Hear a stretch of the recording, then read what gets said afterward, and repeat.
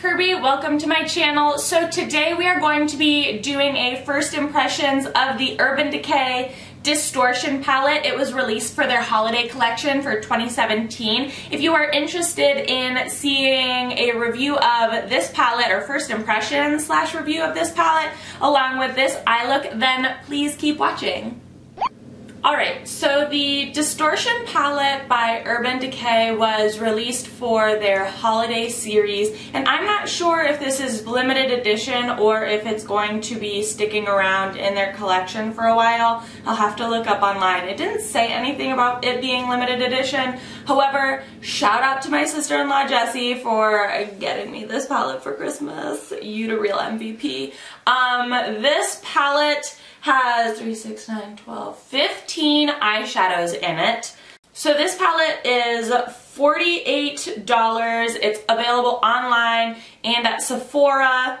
So this is the box itself. I love Urban Decay's packaging. The like holographic, the cracks, like the title and their packaging like fits up to a T, and it's just amazing. This is the box.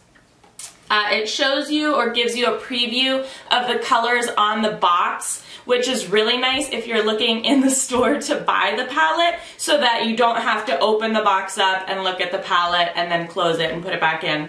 I personally always grab from the back when I'm purchasing palettes because I know that people do that, and I just don't want like a palette that's been opened by somebody and it's just blah. So anyways, it has, like I said, 15 colors, and what's really nice about this palette, this is the actual palette itself. When you open it up, it also does have a really nice big mirror in it, and it has the 15 colors right here. What I will say about this palette is what's really nice is that it kind of goes in columns, not rows, columns. These are rows, these are columns. In each column, they're coordinating colors, so if you're having a hard time or you don't necessarily know how to do eyeshadow, I mean, if you're buying an Urban Decay palette, I would venture that you know a little bit about eyeshadow or how to put it on, but I'm not judging. If you just like the colors and you wanted to get it, that's you. So in the palette though, in the columns, they have coordinating colors, so you don't have to like pick and choose like from over here and over here and over there. They kind of show you what colors coordinate with each other to be able to do an eye look, which I think is really, really great because that means that the palette is well organized and thought out as well. It's not just a humble jumbled mess of eyeshadow colors. They actually took the time to organize the palette into the colors that would work well for an eye look. But not only do the columns coordinate, but I will say that the rows also coordinate too, which is really nice that you have all of your highlighter colors up top for inner corner, brow bone, and then you have all of your like lid colors, I guess you will, or the brights. And then you have all of your neutrals or the transition tones or liners, which again, it's just a well thought out and organized palette. If you are pricing this out by eyeshadow, $48 for the palette. There's 15 eyeshadows. That means each eyeshadow is $3.20, which is not bad at all, and these look like standard size pans for eyeshadows. But I will say that with this palette in particular, all of that $48 is not just going to the eyeshadows, it's going to this huge mirror. This is pretty thick, if you can see, pretty thick plastic packaging. It's really sturdy. Magnets close. Like I said, most high-end palettes do magnet close. And again, it's just a well thought out palette as well, which is again really great whenever you are dealing with a lot of colors. Palettes that have upwards of 15 eyeshadows sometimes aren't necessarily well thought out. They're just kind of put from like light to dark, and it's not necessarily that that's a bad thing because obviously you're getting a lot of eyeshadows. It's just that sometimes you just wish that it was a little bit more well thought out in like coordinating colors or maybe like a scheme or different things like that. We're just gonna get right into an eye look right now. I have already foundationed, browed, prepped, and primed my eyelids, and the eye look that I'm going to be doing with this palette, this gorgeous palette, is a purpley eye look. It's going to be somewhere over here. Obviously, I love purple eyeshadow. I love purples in general. I've been really straying away from purples lately, and I want to get back to it. And I think I'm just going to kind of stick in these two columns, these two rows, whatever you will have to say. And then I might even venture to use these colors as well. I should also mention that all of these eyeshadows are shimmer shadows except for Blackout. Blackout is like the blackest black eyeshadow I think there ever was. If you're looking for a matte palette, this definitely is not it. If you're looking for a shimmer palette, you're good to go. We are going to start with an Sedona EB13, and I'm going to use this Old Smoke color, which is just a shimmery gray color, and I'm going to use that in my crease, or above my crease. I'm using it as my transition shade. One thing I do know about Urban Decay eyeshadows, and I'm never disappointed at, is that they're extremely pigmented. So when you're first going in with colors, if it looks lighter in the palette or if it looks darker in the palette, I would go in with a really, really light hand and not a lot of product, just to make sure you are getting the right color that you want, because they are buildable, they're extremely pigmented, and you don't want to overload your eyeshadow or your eyelid with product right off the bat. However, these are already having a really good color payoff. There is a little bit of fallout in the palette itself. However, when applied with a brush to my eyelid, I'm not noticing a ton of fallout like on my face, which is, in my opinion, more important. Fallout, like I said before in many, many videos, it's not necessarily like the biggest deal to me. I don't generally have a huge issue with fallout. So, butting up right against this gray color, I'm going to use Rogue, and it is this purple, like this kind of bright purple color. Again, it is a shimmer, and I'm using an e.l.f. Professionals Blending Eye Brush. On this outer corner V situation, I'm going to take Velvet, and this is kind of like a burnt red, purple, I don't know, it's kind of hard to explain the color. It's just velvet.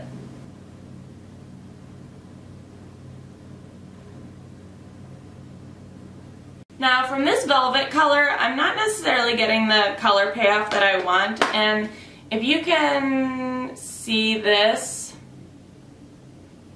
it's not as red as I was anticipating. It's more of like, why is my hand? It's just more of like a black color, and so that's not what I want at all. Oh, I'm using a Morphe M4333. So I'm going to clean that off, and I'm actually going to dip into this blackout with the Morphe M433. And when I say dip in, I mean like I am using not a lot. I'm being very careful as to where I place that black color, only because if it gets everywhere, then it's really hard to kind of come back from a solid black eye. And I'm taking the e.l.f. Professional Blending Eye Brush back in with Rogue, and I'm just blending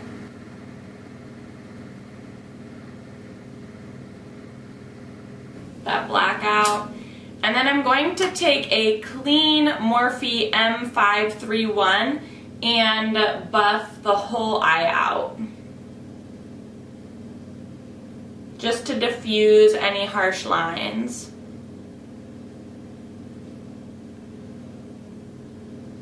In true Kirby fashion, it would not be much of an eye look if I didn't have a super, super light sparkly lid. So I'm going to go in with some Tarte Shape Tape in Fair Neutral and just a generic synthetic brush.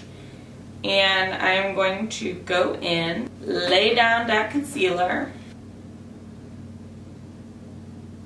With my Bare Essentials Wet Dry Eyeshadow Brush, I'm going to go in with Mind Game, which is an extremely pale purple. It's like a silver purple. Just gonna pack that all along the lid. And then go back in with the Blackout and Rogue color on this inner corner to blend out the Silver Mind Game color.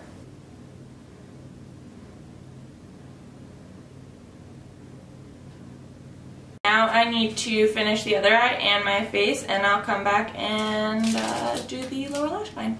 For the lower lash line, what I'm going to do is I'm going to take a Morphe M207 and Blackout, and I'm going to really line the outer edge, the outer V of my lower lash line with that, and then I'm going to buff it out with the purple Rogue.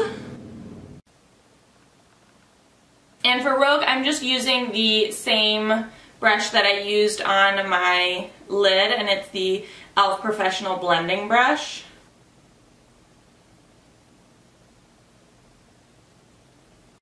And for liner and lashes, I'm just going to use the Kat Von D Tattoo Liner in Trooper, and I'm going to use the Ardell Mega Volume Lashes in 251, and I'm going to do this off camera. So, be right back.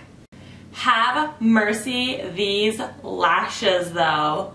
Oh my gosh. Again, they're the Ardell Mega Volume 251s.